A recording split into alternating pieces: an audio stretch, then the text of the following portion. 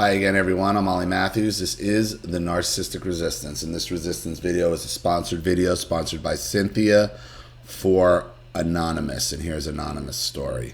Hi, Ollie. Let me start by saying I will need a sponsor as I don't have a pot to piss in or a window to throw it out due to legal costs. My story is from a different perspective and is still ongoing. My husband and myself had fairy tale childhoods, as did our 3 children. In 2004, we moved to New Hampshire from Massachusetts because we thought it would be a safer place for our children to grow. They got major opioid problems in New Hampshire. In 2007, our oldest child, boy, now in his very early 20s, met a young lady of 18 on MySpace. I woke up one morning to this girl in my home. She had slept there. My son said she was homeless and had only the clothes on her back. Oh, God. And this is how it goes up there. I mean, you got these vagabond... I don't even know where this is going, but I'm sure there's going to be pills or meth or something involved in this. Now, because how we were raised, we couldn't just turn our back on this poor girl. Big mistake. I guarantee you she's homeless by choice. By the time we realized that she wasn't quite right in the head, about 2 weeks, it was too late. She was pregnant. Okay, life gave me lemons, so I need to make lemonade. I'm going to be a grandmother. I was so excited. 3 months into her pregnancy, she decided to confide in me the baby could possibly be her stepfather's child. Whoa.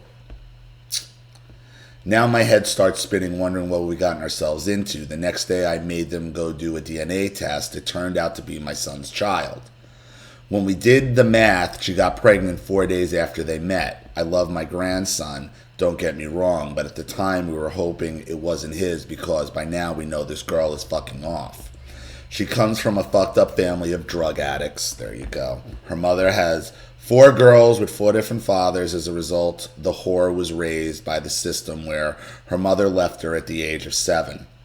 My husband and I discussed this and we decided we can't turn our back on our son and future grandson, so we can tolerate her for their sakes. During her pregnancy, we chalked up most of her bizarre behavior to hormones. Our grandson was born in March of 08. The day he was born, I'll never forget this. I gave Psycho a hug and said thank you for our grandson. Her body was totally rigid, no emotions, nothing. In June of 08, they had found an apartment with public housing and finally moved out. Although she had countless jobs, she probably worked only 10 days total since they met in 07. Meanwhile, my son was working 50 plus hours a week, cleaning the house, taking care of the baby when he was home. Throughout the next 2 years, they would break up, get back together several times. There were times when they were together that my son was extremely depressed and suicidal. I begged him to leave her, but he refused to leave his son. In 2009, she was pregnant again with our granddaughter. Although I begged him not to, he married her in January of 2010, and our beautiful granddaughter was born in April. By 2011, my husband and I just couldn't stand being around her. They lived only 5 minutes away, and at this point in time, our 2 other children were also adults on their own. We sold our house and moved 45 minutes away. We are a very close family. We do everything together. So we still had to see her, but at least it wasn't daily. Things were going smoother for us, but not for our son. They fought constantly, and she did some fucked up shit. Split his head with a can of vegetables, smashed everything he owned, including a 3-day-old television, tried to grab the steering wheel and punching him while he was doing 65 on the highway because she wanted to drive. Then when they arrived home, she called the police and said he hit her and got him arrested. Even though I wanted to strangle her, I stayed out of it. Our son made his choices. He was a grown man with 2 children. Police dropped the charges, calling it self-defense because she grabbed the steering wheel. By now, she had several visits from child services concerning our grandson and physical abuse. But that's all they did was visit. Fast forward to January 2014, she found a house to rent. Yay, right? Not. It was directly behind our house. So again, I look on the bright side. I can see my son and grandchildren more, and maybe she will finally be happy living the country life. That was a big nope. She racked up several more visits from child services again concerning my grandson. Who's calling them? Who's calling child services? Okay, if child services is calling up, she is way on their radar, and her behavior is so out there. People are calling on her. My grandson, by this point, was having all kinds of issues, anger, violence. He was thrown out of every school they tried. Later that year, she announced they were pregnant again, and during this pregnancy, she decided to take custody of her half-sister's 1-year-old son because he nearly overdosed in his mother's care. My son, with his heart of gold, agreed and picked up even more hours to support this child, too. She still can't keep a job, so he's the sole supporter of his rapidly growing family. She almost died having baby number 3, boy, but unfortunately she survived. The doctors told her another pregnancy would kill her. Shortly after our second grandson was born, her nephew began to change. It was clear that this little boy was petrified of her. She was a cunt to the child's father and his paternal grandmother about visits with him. Soon after, we started seeing how mean she was to her nephew. Her mask slipped.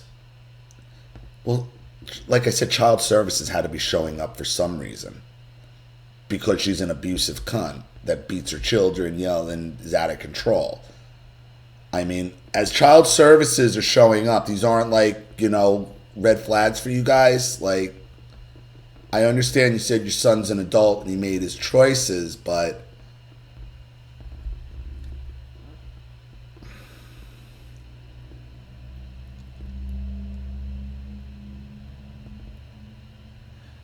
her nephew was paying the price for her misery. I did talk to her about it and asked why she was so cruel to him. And she said, I don't feel good and I'm just irritated today. From that point on, she wasn't mean to him in front of us, but deep down, we knew she was still abusing this kid. So anytime we saw him, we would give him special treatment. We would sneak him cookies and other snacks and just love him.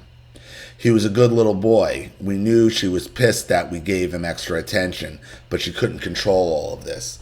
Eventually, we started hearing our grandchildren calling him very mean names, but I immediately put a stop to that, at least in my presence anyway, and it probably gets worse, and it gets worse for him when he gets home. She was probably worse to him because you were helping him in her presence, and he got it worse. I always got it worse. When people stood up to my mother, so like, why do you treat him like that? She'd go home and take it out on me. By now, our youngest grandchild is going on 2. The oldest is even more fucked up because now he's humping everything in sight, including his sister.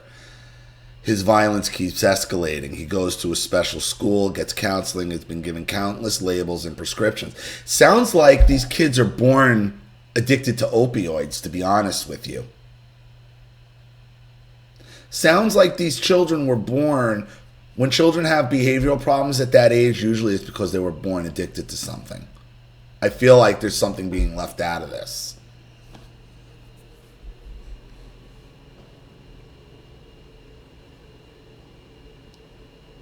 When he first started having issues, I suspected she may have been molesting him. I watched her closely as I possibly could, trying to prove it. When he started humping, I was convinced she was touching him, so I had my son talk to his therapist, which he did. The therapist was abruptly fired. Cum said the therapist quit. She found him a new one. Apparently this happened several times, but my son didn't notice because he was exhausted from working. He was just a former shell of himself, and like a puppet, he followed her rules. He was just too tired to argue anymore. All she did was scream at people, doctors, welfare office workers, supermarket cashiers, him, the kids, but the only one she tried it with me. But only once did she try it with me, and it didn't turn out well for her. I was her kryptonite. She knew I wouldn't just take it because one day before they moved to their first apartment, when she knew she didn't need us anymore, she decided to grow balls and tell me her heroin-addicted half-sister was moving in with them. I said, "You're going to let a drug addict move in with my grandson?" And she said, frankly, I stopped her and said, and she said, frankly, I stopped her and said, "Don't finish that sentence." And she looked me right in the face and said, "It's none of your business. Now, I'm not a violent person, but I saw red and literally dove over my kitchen table after her. My husband and son froze. I cornered her against my kitchen counter and called her every nasty name I could think of. However, I never touched her. I started to walk away and she said, "It's still none of your business." I ran for the door. The next thing I knew, I had her pinned down on my sofa with my knee in her chest and my right fist cocked and loaded. My son jumped in and stopped me, and she booked it out the door. She managed to start fights between us throughout the years, my son and us. My other son and his girlfriend, she told my husband that my daughter's boyfriend was hitting her. By the time she was done with her story, my husband was furious and ready to explode on our daughter's boyfriend. Luckily, he told me first, and I reminded him there was no other proof that he hit her, and that daughter-in-law is a pathological liar, and calmed him down. And sure enough, it was yet another game of hers. That's just some examples. There are lots more. In February of 2015, her grandfather passed away, and she thought he left her a lot of money because in her delusional mind, she was his favorite. He left her nothing. We didn't know this at the time, but she had been planning. In early April, when they were driving home from a birthday celebration for my granddaughter, he was driving. She told him she wanted a divorce. Meanwhile, she was secretly videotaping. The whole conversation posted on Facebook. My son was devastated about the divorce. He was a big hot mess. She told him that she never loved him. He was useless, fat, you name it. She said it. It wasn't enough torture. She handed him a DNA letter telling him their youngest child was not his son. Our son moved in with us the next day. He went to pick up his daughter for school. He was helping her brush her teeth when the fucking nutcase came from behind him and put a knife to his throat in front of the two oldest children because he moved in with us. She wanted him to live with her until their lease was up in July. By this time, she finally had a job painting with half-sister number 2's daddy. Stepfather 2, which we now know she also slept with, she was making pretty good money, so she didn't need him for that. She just wanted to fuck with his head some more. The next day, his car was gone from my driveway. We live in a little town, so the chances of it being stolen by anyone but her were slim. Sure enough, he went back to the house, and there it was. She was inside, kicking the dashboard. Shifters, she broke all the mirrors. When our son first arrived, he snapped on his video camera while he's taping her, he repeats, "Get out of my car." Finally, he said, "I'm taping you." She immediately dropped his rearview mirror and said, "I'm not doing anything." She finally exits the car and drove it back to our driveway. Barely 10 minutes had passed when the police show up at our door. She called and said he hit her. Of course, our son denied it and showed the police the video. Then my husband told the police about the knife incident the day before. Now the police leave and our son goes to work. He worked the late shift. Approximately 2 hours later, our son calls and said we need to get the kids because she's being arrested for a false report and they want our son to file a restraining order on her because of the knife, which he did the next day. For the next 2 weeks, we all pitched in to clean out their house and pack everything up, since they had to be out by May 1st. The house was in shambles. We knew she didn't like to clean, but we never expected what we found. She had kicked in cabinet doors, smeared shit all over the walls and carpets. I'm telling you, this girl is a junkie. She's been a junkie this is typical pillhead junkie behavior. There were 3 piles of dirty clothes that went from floor to ceiling. It was just fucking nasty. But we powered through and got it done in 2 weeks. While cleaning, I found 4 huge envelopes on top of the kitchen cabinets. Inside, I looked inside and realized it was her file from Easter Seals where she grew up. Later that night, I started to read them, and it was like reading a novel. So many things had that happen throughout the years started making sense. We weren't crazy, she was. When she was 6, she tried to light her mother's bed on fire while she slept in it. At 7, she tried to burn down her mother's house, and by 9, she was molesting her 2 younger half-sisters who were petrified of her, as were all the other kids she lived with at Easter Seals. She even claimed on 3 different occasions that she had been raped by staff, her foster mother, her stepfather. She had a private room where staff could watch her at all times.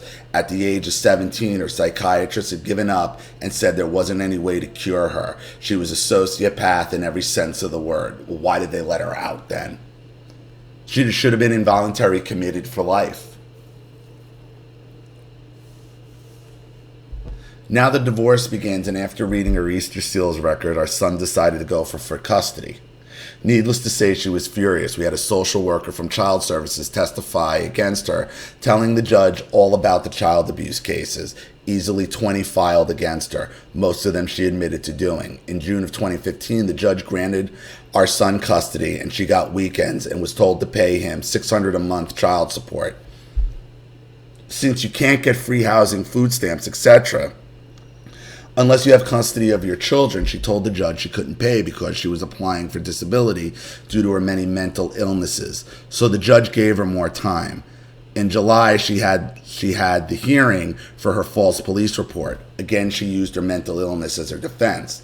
The judge gave her a slap on the wrist. In case you're wondering, we've had the same judge from the very start. From there, she started stalking our son, and one night she cornered him in a convenience store and threatened to have his ass kicked by her then felon boyfriend. Her boy toy had been in jail for sexual assault. This resulted in a restraining order against her. Every Sunday night was the same for the next year. The kids came back totally fucked up. One child exchange in May 2016, our son noticed a bruise on the oldest child's cheek in the shape of a hand. When our son asked what happened, my grandfather lied, and she said, "Don't lie." Yes, it happened because I spent my hard-earned money on McDonald's French fries for him, and he said they tasted funny and refused to eat them. From there, our son took my grandson to the police station and reported her. They took pictures and filed a report with social services again. Our son then filed supervised visits with the court and presents the judge with an 8x10 picture of my grandson's face. The judge literally said, "I don't want to see that," and ultimately kept her visits the same, unsupervised.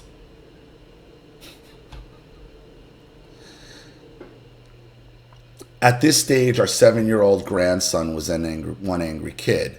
He was beating the shit out of every kid or adult he came in contact with, especially his siblings. And we had to watch both our grandson and granddaughter extremely well because they, especially him, would do sexual things to each other. He was the aggressor, but she, now 5, was the submissive. Jesus Christ.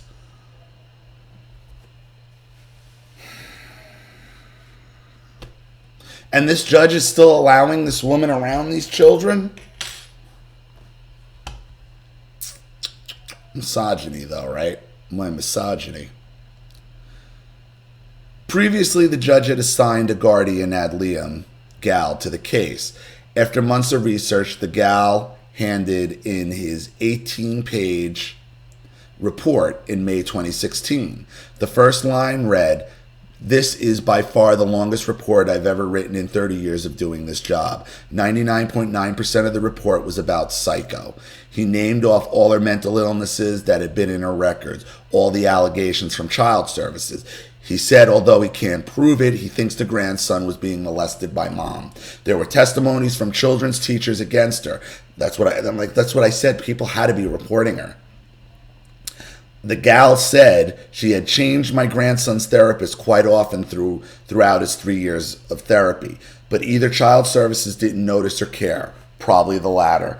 At one point, our grandson even tried to stab his teacher while screaming things he admitted his mother told him to say to her.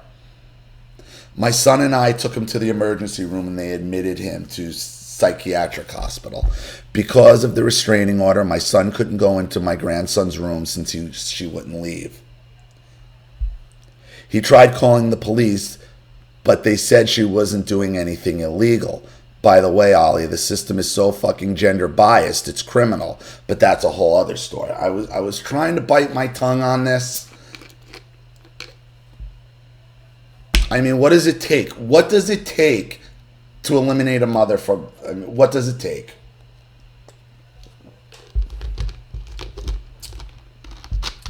This isn't an anomaly, people. This happens every day. This happens to men every day in family courts. Every day. It's why guys like me don't even want to go in there. Because you don't have a fucking chance. You don't have a fucking chance.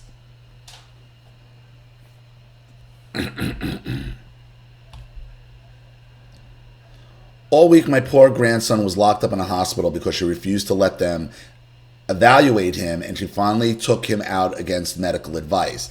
This fucking stunt was also clearly mentioned in the Gal report. The gal's only negative comment about our son was he was slow to reprimand the kids. Now we're thinking, great, we can get supervised visits. Nope, everything stays the same. The gal was not happy, but you can't argue with a judge. On September 19th, 2016, she called the kids to tell them she was getting a 3-bedroom townhouse. It was on speaker so all 3 kids could talk. Our son and I heard the conversation, but didn't think much of it. Little did we know she was putting in her plan in action. There was a final hearing for child support at the end of September. She was denied disability, and the judge ordered her to sign the child support order.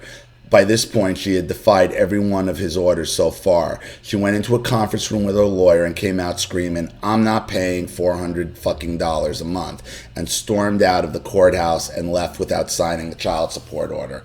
On October 7th, 2016, the whore decided she wasn't giving the kids back. She called their schools Monday morning to tell them our son had abandoned his kids.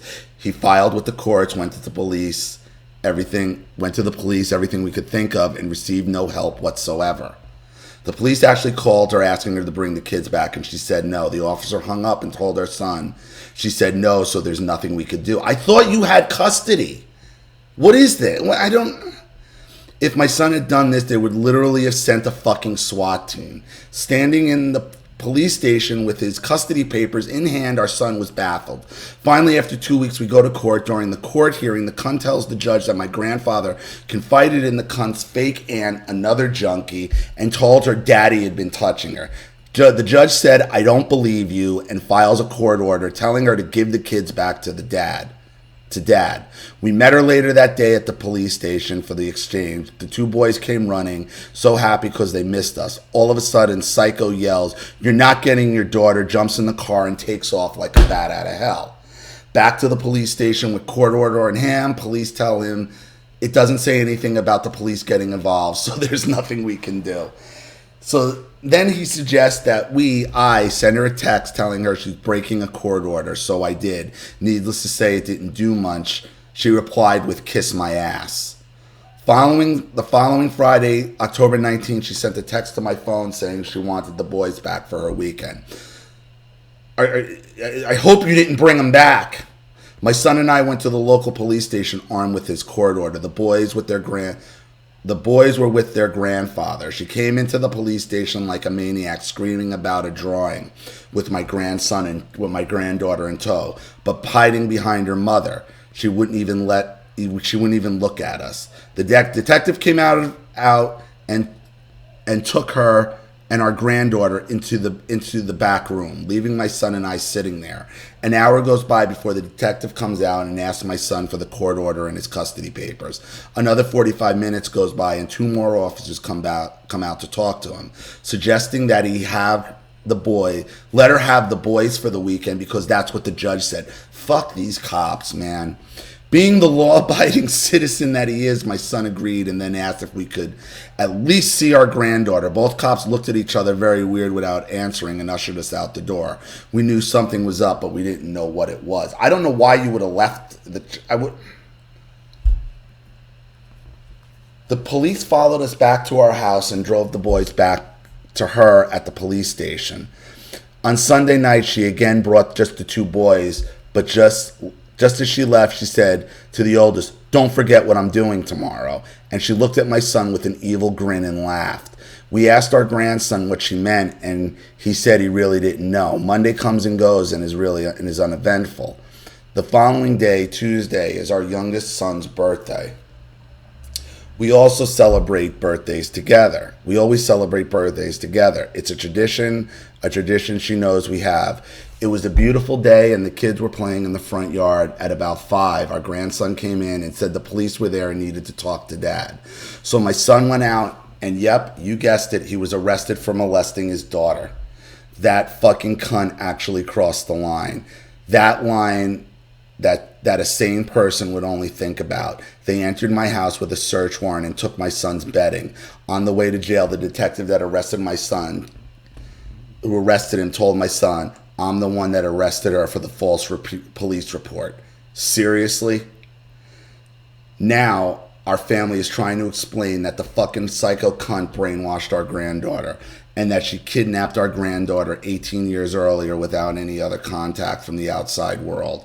We tried no avail to explain that she's crazy. The gal even called the detective personally on my son's behalf. My son now has a $100,000 cash-only bail. After a week, the lawyer finally got his bail down so we can bail him out. Now the same fucking judge grants her custody. The same fucking judge that she told has so many mental problems she was on disability. The same fucking judge whose court orders she ignored. The same fucking judge that receives the 18-page gal report granted her custody. The next day, my husband and I filed for emergency custody. We get to go to court 2 weeks later for a hearing. Okay, it's my turn to ask the judge if you won't put the kids with us to please put them in foster care. Then the judge asked the gal his opinion. Still the same judge, the gal said, well, if I had to choose right now, I would choose the grandparents over mom, that's for sure. The final judge was the judge couldn't see any reason to remove them from mom. We were pissed. Who is this judge? Why aren't you naming the judge? We were pissed, the gal was pissed, but the psycho was ecstatic. Even a year later, I still can't believe it. Since October 2016, we've been trying to get visitation. At first, we went through child services. After 6 months, they finally set up supervised visits. We requested it be supervised for our safety. Visit 1, we were all excited. An hour before the visit, I got a call telling me the cunt had canceled the visit. Now we have to wait 2 weeks for another visit. I called child services to tell them what she did. The caseworker assured me if this becomes a pattern, they will step in. Second visit comes, she cancels again. 2 more weeks. Third visit, I'm supposed to meet the kids and the person supervising the visit at the library, but only me. My husband and our other 2 kids are not allowed simply because the cunt said so. Okay, well, just me is better than nothing, so I go. The oldest child is there, but not the other 2. I asked the guy where they were, and he said the cunt told him my granddaughter didn't want to go, and cunt face is taking my son's name off the youngest birth certificate, so he's not our grandson anymore. She has been told at least 100 times she can't remove our son from the birth certificate without his okay. In case you're wondering, the biological father died of an overdose a month after our grandson was born. The fact that she did a DNA while the father was in a coma at the hospital. It was raining the day of my visit, so I went inside the library. Our oldest grandson and I are very close. We read, talked about school, and I asked him if he wanted me to bring some eggs from our chickens on the next visit. He said yes, and then I said, maybe mom will make you scrambled eggs, his favorite, and he looked at me for a long time with a blank stare, then just changed the subject. After 1 hour they left, she canceled the next 3 visits. I was so mad I sent her current boyfriend a copy of the gal report and told him to run because she was batshit crazy. The dumbass didn't listen. She brought the email to court, and the same judge granted her a restraining order. Child Services closed the case, like every case so far, is unfounded. They never stepped in about the visits as promised. On September 22nd of this year, I filed with the judge for visitation. Today is October 28th, and he still hasn't made a decision. So in over a year, I have only seen 1 child for an hour. Although the evidence is right in front of them, they refuse to consider that she coached our granddaughter. They aren't worried about our son's trial. We have a great lawyer, tons of evidence. She left a clear trail, and the gal wants to testify for the defense. There are 2 videos that my granddaughter did. One on October 19th, the night cunt went into the back of the police station while we waited almost 2 hours. In that first tape, our granddaughter says nothing about her dad, though they are continuously asking her leading questions. She says She keeps saying everything is normal, nothing is wrong, etc. She is making eye contact and she is acting normal. On October 25th, the cunt brought her back to the police and our granddaughter had a very different detailed story. However, this video, our granddaughter is hiding her face, running around the room, changing the subject and not making eye contact. But no one sees this. She is very abusive, very sexual. The slut slept around a lot while they were married. We all know she is abusing them mentally, physically, and sexually, but we can't do anything about it because the system is so fucked up. All of the state workers and the judge think this cunt is Martha fucking Stewart. I'm disgusted. Although our son has requested a speedy trial, the state is holding everything up, so there is always a continuance. Now his court date is scheduled for early January. This will be our second Christmas without the kids, and the state will probably just ask for more time. I know this is long, however, this is just the tip of the iceberg. Our lives are a circus and she is the ringleader. I've never hated anyone as so much as her. I've run out of ideas how to fight back. The system is broken, the courts and social services have no answers.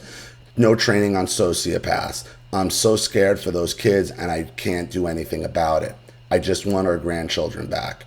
P.S. The boyfriend I tried to warn dumped her, but not before he got her pregnant. I know it's wrong, that I pray every day that her doctor was right and this pregnancy will kill her. She's approximately 5 months along, so fingers crossed. Signed, God save us.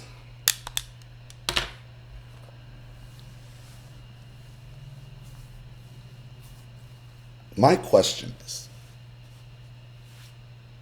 why did your son end up with this girl? Why? Why did your son put up with this for so long? Unfortunately for you, you are in a state that is riddled with drug addicts and meth heads. That is New Hampshire is completely corrupt.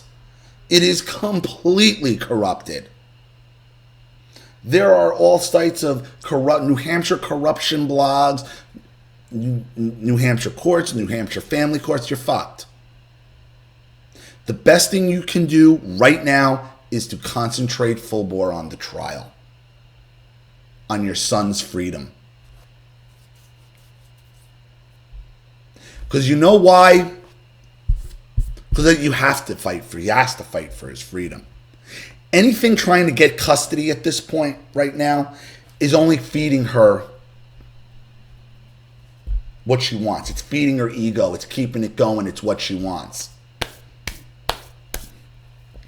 No, one thing at a time with the narcissist. One fight at a time. First fight right now is your son's freedom. And then after that, you go full bore on her. Look, this is how it is for men in family court. This is why I left New Jersey under threats like this. Because it's that easy to get arrested, everybody. So when you hear a guy and they're like, oh, he just abandoned after he just ran away. No. Don't believe every guy is some fucking deadbeat running away from his responsibilities. No, usually they're running for their freedom. Freedom from this shit, from this type of oppression that you can't get out of the way of. Because they always believe the women, because they want to believe it. These cops are fucking dumb, and they're probably junkies themselves. And I wouldn't put it by her if she's fucked a couple of the cops, because they have no morals up there. They have no morals. They have no dignity. They're liars. They're liars.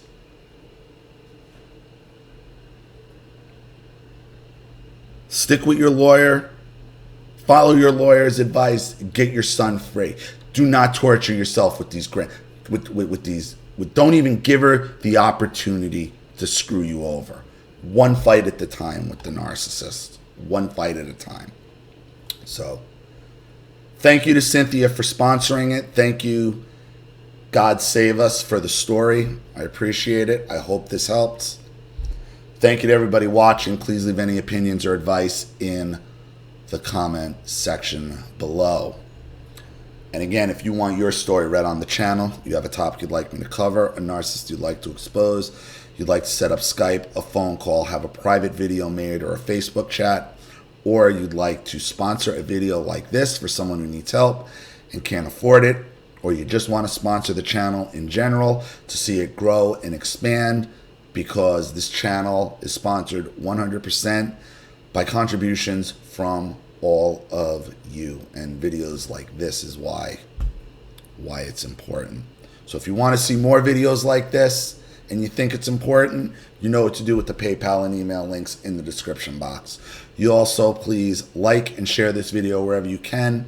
Subscribe to my channel if you haven't, and be sure to click the subscription bell to be notified of all my video uploads. I'm Ollie Matthews. This has been the Narcissistic Resistance.